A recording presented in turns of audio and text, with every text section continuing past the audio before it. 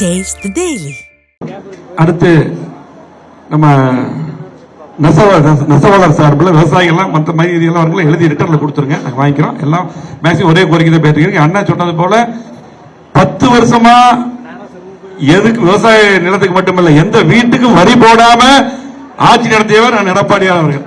ஆகவே இப்ப இருக்கிற ஆட்சியாளர்கள் வரி மட்டுமல்ல வரிக்கு மேல வரி போடுறாங்க, வட்டி மாதிரி கிட்டத்தட்ட வருஷம் வரி ஏத்துறாங்க. இதெல்லாம் கண்டிப்பாக எடப்பாடியார் முதலமைச்சர் இருக்கும்போது இதுக்கெல்லாம் விடுவு காலம் இருக்கும். அதே போல இன்னைக்கு விவசாயிகள் மீதி கோரிக்கை எல்லாம் நீங்க கொடுத்துருங்க. அண்ணன் கொடுத்த போட்டோ எல்லாமே கொடுத்துட்டு அது எல்லாமே பாப்பாரு. அதே போல நெசவாளர் சார்பில் அதுக்கப்புறம் செங்கல் சொல்றாங்க. நெசவாளர் சார்பில் வந்திருப்பீங்களா? நெசவாளர் சார்பில் நீங்க யாரு?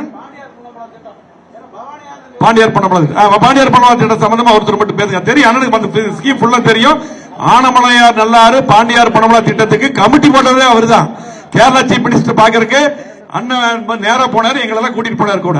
நான் கூட்டிட்டு போனார். ஆகவே 100 வருஷம் செய்யாததுக்கு கமிட்டி போட்டு ஆரம்பிச்சது அவரு. இந்த ஆட்சி வந்து நிறுத்திட்டாங்க. மீண்டும் முதலமைச்சர் வரும்போது கொண்டு வருவாரு. இப்ப நெசவாளர் சார்பில் பேசுங்க.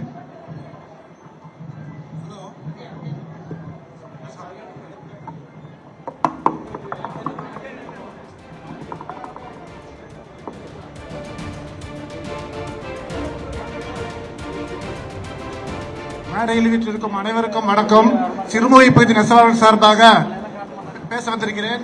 எனது பெயர் ராதாகிருஷ்ணன். ஐயா, நெசவாளர் கூட்டு சங்கங்கள்ல இப்ப வந்து நெசவு பண்ணுனா கூலி வண்டிக்கே கிடைக்கிறது இல்லைங்க.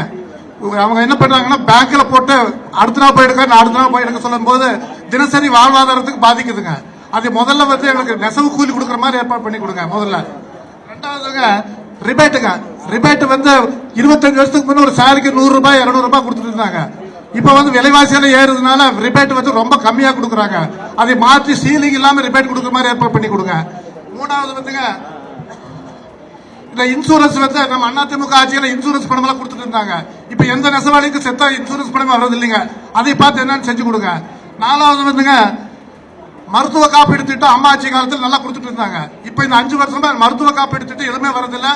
நெசவாளர்கள் ரொம்ப சிரமப்படுறாங்க. அதை பார்த்து செஞ்சு கொடுக்குமாறு தாழ்மையோடு கேட்டுக்கொள்கிறேன்.